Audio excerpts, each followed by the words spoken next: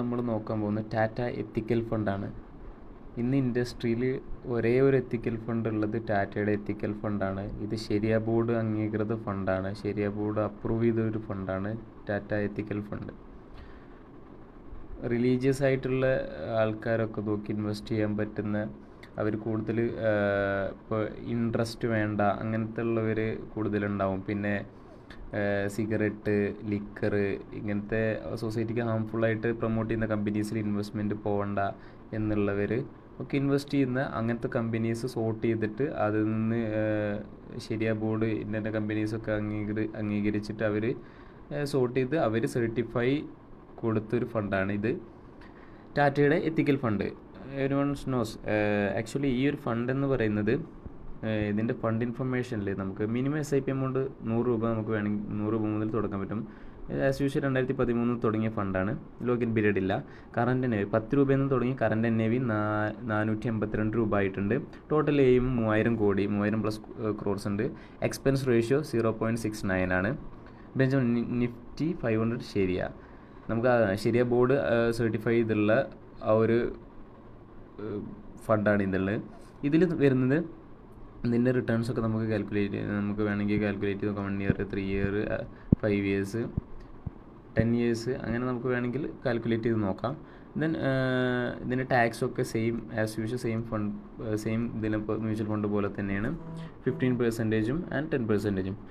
Then ഇതിൻ്റെ ലോക്കിൻ period എന്ന് പറയുമ്പോൾ 90 ഡേയ്സ് മാത്രം, 3 മന്ത്സിൻ്റെ ഉള്ളിൽ നമ്മളത് വിഡ്രോ ചെയ്യുകയാണെങ്കിൽ 0.5% എക്സിറ്റ് ലോഡ് പിടിക്കും.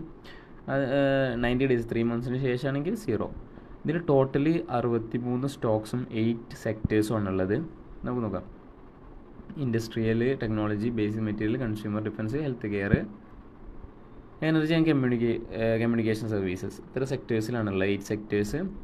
Then 63 Stokes. നമുക്ക് ആ 63 സ്റ്റോക്സ് ഏതൊക്കെയെന്ന് നോക്കാം. ഇതിൽ വരുന്നത് Tata consultancy services TCS, Hindustan Unilever, HCL, Cummins,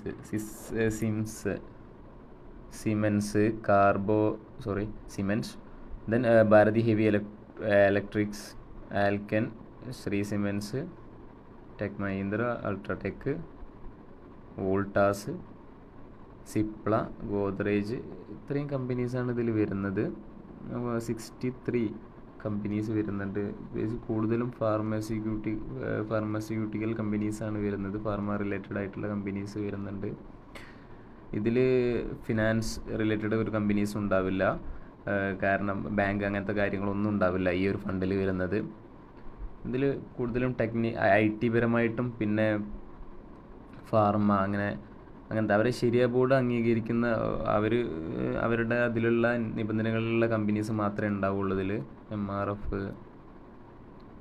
Asian paints, GAIL, ഇതാണ് നമ്മളൊരു ശരിയ ഫണ്ടിലുള്ള കമ്പനീസ് എന്ന് പറയുന്നത്. സോ അപ്പോൾ നമ്മൾ ബേസിക്കലി ഈ ഒരു ശരിയ ഫണ്ടിൽ കമ്പനീസ് നോക്കിയാണ് നമ്മൾ ഇൻവെസ്റ്റ് ചെയ്യുക. അവരും പറയുന്നതാണ് നമ്മൾ ഈ കമ്പനീസ് ലിക്കർ, ടുബാക്കോ ഇങ്ങനത്തെ സൊസൈറ്റിക്ക് ഹാംഫുൾ ആയിട്ടുള്ള ഒരു കമ്പനീസും പാടില്ല. അങ്ങനത്തെ ശരിയ ബോർഡിന് കുറച്ച് ക്രൈറ്റീരിയാസ് ഉണ്ട്. അത് ബേസ് ചെയ്തിട്ടുള്ളൊരു ഫണ്ടാണിത്, ടാറ്റയുടെ എത്തിക്കൽ ഫണ്ട്.